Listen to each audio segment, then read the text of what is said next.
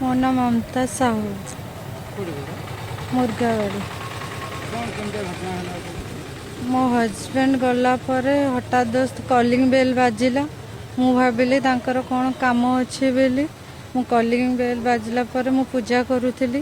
ସେ ଟାଇମ୍ରେ ମୁଁ ଯେତେବେଳେ ପୂଜା ଛାଡ଼ିକି ଆସିକି କଲିଂ ବେଲ୍ ବାଜିଲା ଖୋଲିଲି। କବାଟ ଖୋଲିଲା ବେଳୁ ଜଣେ ମଣିଷ ଧସେଇ ପଶି ଆସି ମୋ ବେକରେ ଛୁରୀ ଲଗେଇଦେଲା। ମୋତେ କହିଲା ତୋତେ ମାରିଦେବି। ମୁଁ କହିଲି ମୁଁ କ'ଣ କରିଛି ଆପଣଙ୍କର, ଆପଣ ମୋତେ ମାରିବେ? ମୁଁ କିଏ ଚିହ୍ନିନି କି ଜାଣିନି। ତାପରେ ମୋ ଝିଅ ଯେତେବେଳେ ମୁଁ ପାଟି କଲି, ମୋ ଝିଅ ପଳେଇ ଆସିଲା।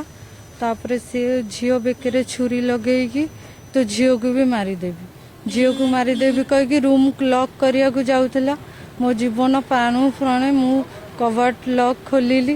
ତାପରେ ତା ହାତରୁ ଛୁରୀ ଝିଅକୁ ଆଟାକ୍ କଲା ବେଳକୁ, ଝିଅକୁ ଆଟାକ୍ କରିବା ସମୟରେ ମୁଁ ତା ହାତରୁ ଛୁରୀ ଇଏ କରିକି ତା ଛୁରୀକି ଭାଙ୍ଗି ନିଜକୁ ସେଭ୍ କଲି ଆଉ ଝିଅକୁ ବି ସେଭ୍ କଲି। ତାପରେ ସିଏ ମୋତେ ଗୋଇଠା ପକେଇଲା।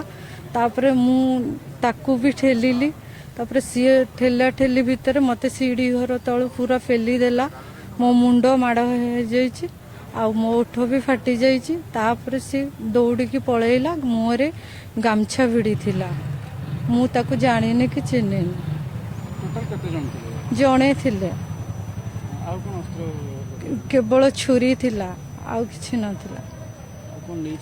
ନା କିଛି ନେଇନାହାନ୍ତି, ଡାଇରେକ୍ଟ ଆସିକି ଆଟାକ୍ କଲେ। କିଛି କାରଣ ମୁଁ ତ କାହାକୁ ଜାଣିନି କି ଚିହ୍ନିନି।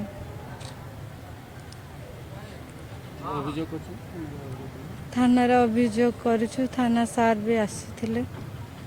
ୟାର ଗୋଟେ ତଦନ୍ତ ନିଆଯାଉ, ସମସ୍ତେ ସେଫ୍ଟି ଆଉ ନିଜକୁ ଭଲରେ ରଖିପାରିବେ।